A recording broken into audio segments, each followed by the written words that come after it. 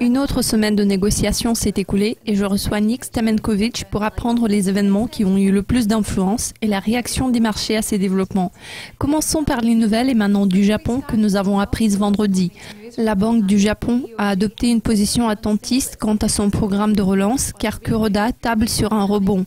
Les données économiques sont loin d'être convaincantes. Alors d'où vient cette vision positive ? À en juger d'après les données que nous avons en ce moment, les chiffres du PIB du deuxième trimestre sont censés être plus faibles, même si pour l'instant nous n'avons pas de chiffres officiels.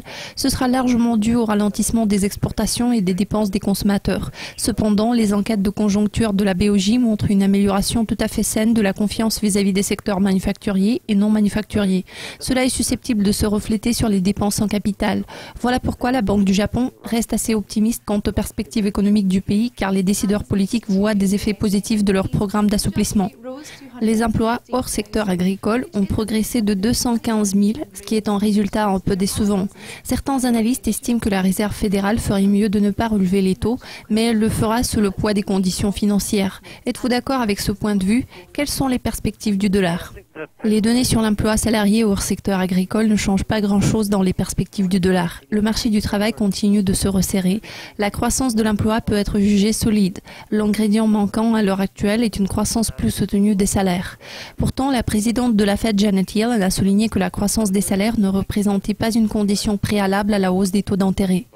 Vu les tendances néfastes observées sur les marchés émergents et surtout la situation sur le marché chinois, je suis menée à croire que le dollar va continuer à s'apprécier contre les devises des marchés émergents, surtout dans le contexte de la chute des prix des matières premières et de la vulnérabilité de l'euro. Vu les données décevantes émanant de la zone euro, en particulier en termes d'inflation, il est fort probable que la BCE va décider de prolonger son programme d'achat d'actifs. Vous avez mentionné l'absence d'inflation des salaires aux États-Unis. Par exemple, au Brésil, il y a trop d'inflation, mais pas de croissance. Le réal semble être fortement corrélé avec le prix du pétrole brut. Nick, pourriez-vous nous aider à comprendre ce qui se passe ici ? Le Brésil souffre beaucoup ces derniers temps.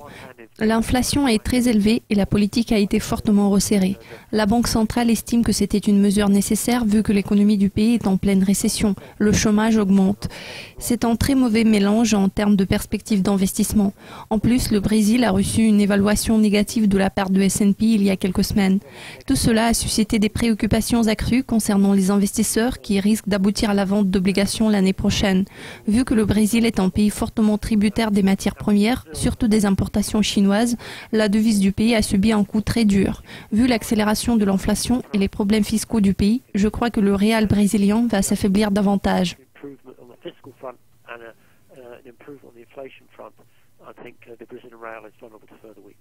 À l'ouverture de la bourse d'Athènes lundi dernier, les investisseurs ont commencé à vendre.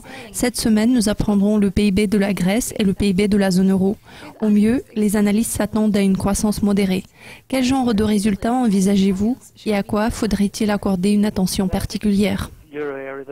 En ce qui concerne la zone euro, les données du PMI ont récemment montré une croissance modérée au deuxième trimestre.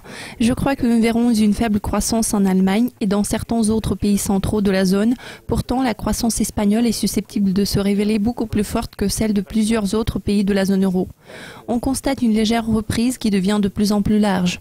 D'autre part, le taux de chômage reste élevé, tandis que le taux d'inflation reste toujours bas. La position de la BCE devrait rester très accommodante. La Grèce se trouve dans une récession profonde et les contrôles de capitaux n'ont fait que renforcer les problèmes du pays. Le taux de chômage est extrêmement élevé, la situation de l'économie grecque est très précaire.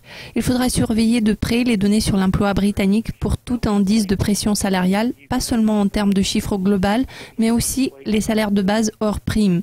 Les investisseurs commencent à supposer que la Banque d'Angleterre pourrait commencer à relever les taux d'intérêt au début de l'année prochaine, soit au premier, soit au deuxième trimestre. Le message de Mark Carney a été très clair. La Banque d'Angleterre a préparé le terrain pour de futures hausses. Néanmoins, il n'y a pas d'urgence de relever les taux. Nous nous attendons à un cycle de resserrement très graduel. Je m'attends à une bonne performance du sterling à moyen terme, surtout contre l'euro. Nick, merci de vos commentaires. C'est toujours un plaisir de discuter avec vous. Merci de nous avoir suivis. Restez à l'écoute de Dukascopy TV car nous vous tiendrons au courant de tous les développements.